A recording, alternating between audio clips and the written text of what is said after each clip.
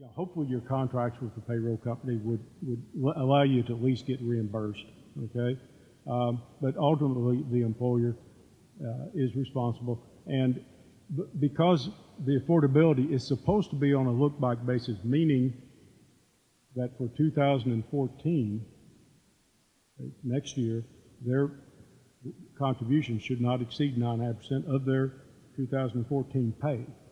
Well, you don't know that in January when you start, okay? So the notion is, so you either collect less or have them pay less, which is always acceptable, or as you come toward the end of the year, you begin to make adjustments if it looks like you over deducted from it. And that's generally people are saying that's dealing in good faith and trying to make things affordable. And that's what I've heard other people say.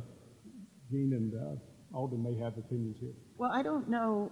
I mean, I want to make sure that, you know, you're not required to charge them 9.5% of their, you know, salary. And I don't even know if you get close to that in most of these scenarios.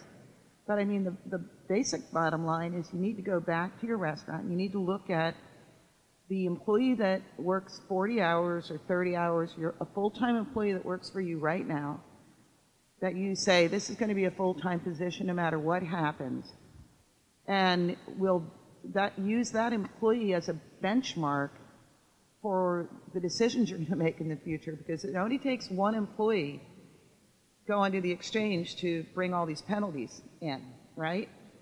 So your policy has, you have to look at the, I don't want to, it seems mean to say the lowest common denominator, but the lowest paid employee who works full-time is going to be your benchmark for what you can charge the employee group.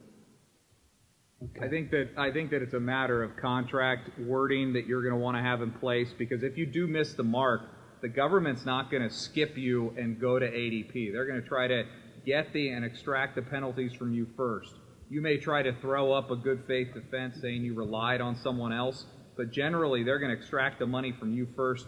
We're going to want to have some language in a contract somewhere to go back to ADP or some other payroll system and say, look, you guys messed up. You guys need to reimburse us for this. Here's the contractual indemnity language that makes that happen.